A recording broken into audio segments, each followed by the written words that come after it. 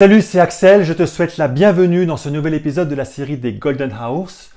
Une série faite pour t'inspirer, pour te booster, pour t'aider à libérer tout ton potentiel. Alors si tu es là aujourd'hui avec moi, c'est probablement que tu as une certaine insatisfaction dans ta vie par rapport à qui tu es, peut-être par rapport à ce que tu fais, par rapport à ce que tu as, peut-être que tu aimerais passer à un niveau supérieur et que tu n'y arrives pas.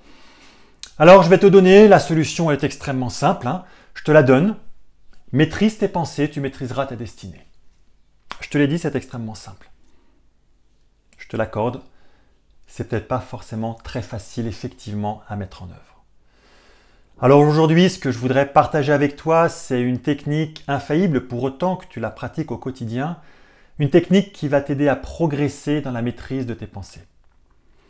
Avant cela, juste que tu saches, tu ne peux pas savoir ce que tu ne sais pas. Je m'apprête à te donner une technique, donc tu vas savoir. Tu vas être face à un choix. Donc si tu ne souhaites pas être face à ce choix, cette ambiguïté, je te propose d'arrêter tout de suite cette vidéo. Par contre, pour celles et ceux qui veulent rester avec moi, qui veulent en savoir plus, avec grand plaisir, nous allons partager la suite ensemble. Ce que je voudrais commencer à vous dire, c'est vous expliquer ce qu'est la chaîne humaine. La chaîne humaine, c'est ce fonctionnement dans lequel l'être humain fonctionne au quotidien. Aujourd'hui, comment il fonctionne? Ça fonctionne que l'on a toutes et tous des croyances. C'est quoi une croyance? Une croyance, c'est quelque chose que l'on tient pour vrai. C'est une vérité, selon nous, absolue. Et ces croyances, pour la grande partie, sont à l'origine de nos pensées. Et ce sont nos pensées qui génèrent nos émotions. Donc les émotions, on en a déjà parlé dans des capsules précédentes, je vous l'ai dit, l'émotion, qu'est-ce que c'est? L'émotion, c'est ex movere, c'est un mouvement de l'intérieur vers l'extérieur. C'est ni plus ni moins un message que le subconscient nous envoie et qui nous invite à passer à l'action.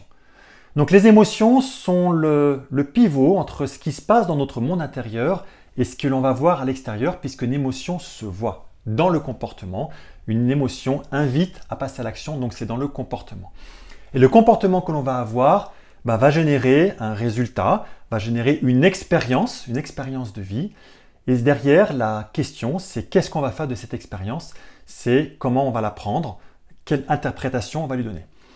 Et selon l'interprétation qu'on va lui donner, on va confirmer ou non la croyance.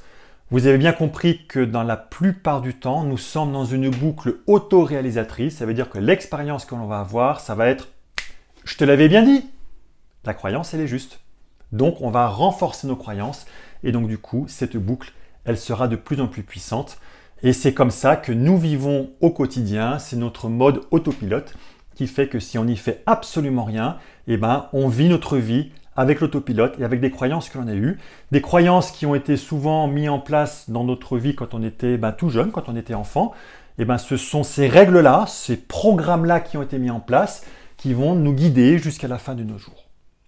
Donc on a cette boucle autoréalisatrice, des croyances qui sont notre monde interne. Donc vous avez compris que notre monde externe est le reflet de notre monde interne.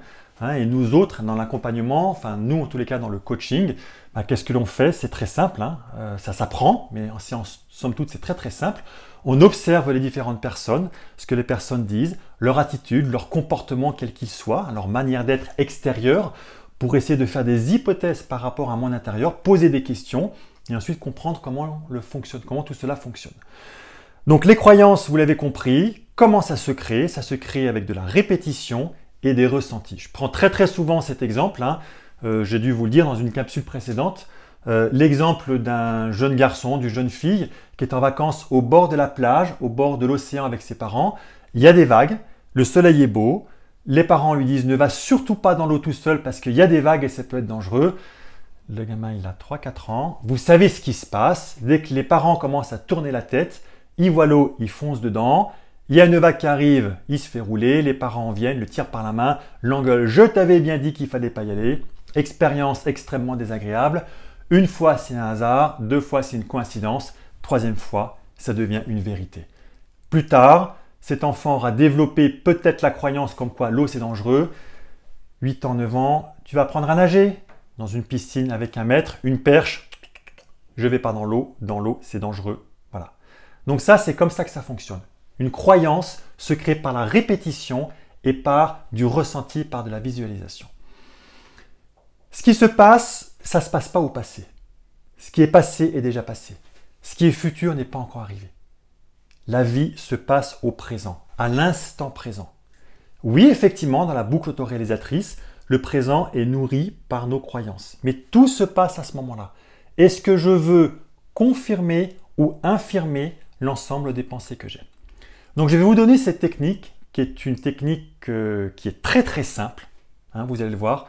Pour autant qu'elle soit pratiquée au quotidien, cette technique, je l'ai appelée, c'est l'attitude vraie, VRAI. Alors pourquoi VRAI? C'est le V pour visualiser, ressentir. Ça veut dire quand vous êtes à l'instant présent, tout ce que vous dites, tout ce que vous faites, vous le visualisez et vous le ressentez. Faire en sorte que ce ne soit pas que dans la tête, mais que ce soit dans le cœur et dans les tripes.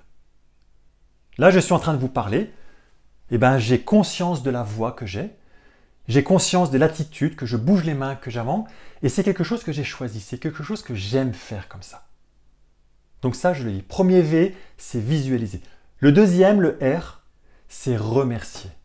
Remercier, c'est éprouver de la gratitude. La gratitude, ça veut dire quoi? C'est tout simplement, c'est remercier ce qui est déjà là. Aujourd'hui, je peux vous dire que j'ai beaucoup de gratitude de pouvoir être là, devant cette caméra, de pouvoir vous parler, de pouvoir être en bonne santé, d'être dans un pays en paix, de pouvoir avoir cette connaissance, cette expérience, de pouvoir la partager aussi simplement que ça avec vous à travers cette technique digitale et que vous, derrière votre écran, eh ben, vous écoutez et vous êtes OK ou pas OK avec ce que je dis, mais au moins il y a un partage qui se fait. Vous raisonnez ou vous ne raisonnez pas RE avec ce que je dis. Donc deuxième, le R, c'est remercier, c'est vivre dans la gratitude. Le troisième, le A, c'est le terme attention. C'est hyper important. C'est est-ce que je vais mettre mon attention sur de l'abondance ou sur du manque? Comprenez que là où va votre attention, va votre énergie. Si toute la journée, vous êtes en train de juger les autres, en train de critiquer les autres, en train de dénigrer les autres, en train de dire, sujet ultra commun, l'argent, ceux qui en ont, c'est des voleurs, je ne gagne pas assez d'argent, ouais, mon patron n'a pas voulu me donner d'augmentation. Mais vous êtes dans le manque. Donc on attire le manque quand on est comme ça. À l'inverse, si vous êtes dans l'abondance, si vous vous dites, ouais, et ben aujourd'hui, et ben ouais, j'ai une voiture, j'ai une maison, je suis heureux avec ça. Dans l'abondance, ouais, ben tiens, demain je vais me faire un petit resto avec ma chérie ou mon chéri. On va vivre dans l'abondance, on va se connecter à l'abondance. On va dire, moi, ce que je veux demain, je veux de l'abondance. L'abondance, c'est avoir des amis avec lesquels je me sens bien. L'abondance, c'est je désire avoir la bonne santé. L'abondance, c'est je désire avoir de l'argent. Non pas de l'argent que pour avoir. Je veux de l'argent parce que je ne peux pas donner si je n'ai rien. Tout fonctionne dans un flux. Donc, portez votre attention sur l'abondance et pas sur le manque.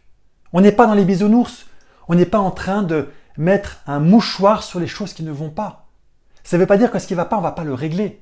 Mais on le réglera d'autant mieux qu'on y mettra de l'abondance. Donc le A, c'est abondance. Et le I, il est capital. C'est le I de intention. Tout commence par une intention. Il y a les croyances qui génèrent des pensées. Si entre ce fonctionnement automatique, vous venez y insérer votre propre intention, vous allez modifier l'intention, vous allez modifier les pensées, donc les émotions, donc le comportement que vous allez avoir. Un exemple hyper classique. Prise de parole en public. Vous êtes devant une classe, vous êtes devant un amphi, vous êtes devant 2-3 personnes, un mariage, et vous devez prendre la parole. Si vous mettez l'intention qui est, très classiquement, boucle autoréalisatrice, la trouille, qu'est-ce qu'ils vont penser de moi? Mais je vais être nul, je ne vais pas y arriver, je ne suis pas capable de le faire. Enfin, vous connaissez toutes ces rengaines à la merde, excusez-moi, mais la Si à l'inverse, vous dites l'intention, je suis heureux d'être là. Et en fait, la personne qui est importante, ce n'est pas moi, mais c'est eux. Ils viennent pour m'écouter, ils ont envie d'apprendre quelque chose. Et si je prenais plaisir, et si je me faisais plaisir pour vouloir parler à ces gens, pour pouvoir leur dire quelque chose, ça changerait tout. Si je me faisais ça, mes pensées me diraient, mais ah ouais, mais c'est chouette. Peut-être que j'aurais des bonnes émotions, je dirais, mais ouais, je me sens en énergie, je suis bien. bah tiens, je vais m'ancrer dans le sol parce que je suis vraiment bien pour pouvoir fonctionner comme ça. Donc cette nouvelle attitude vraie va vous aider à mieux maîtriser vos pensées. Pensez à visualiser et à ressentir ce que vous vivez, ces pensées. Apportez de la gratitude, remerciez. Concentrez-vous sur l'abondance, pas sur le manque. L'énergie est là où va votre attention. Et les amis, ayez une intention qui vous tire. Le Bouddha a dit « L'esprit est tout, ce que nous pensons, nous le devenons ». Ça ne date pas d'hier, ça date d'il y a plusieurs milliers d'années. Alors, sois le leader que le monde attend. Je compte sur toi. Quant à moi, je te dis à demain pour un nouvel épisode des Golden Series. Ciao!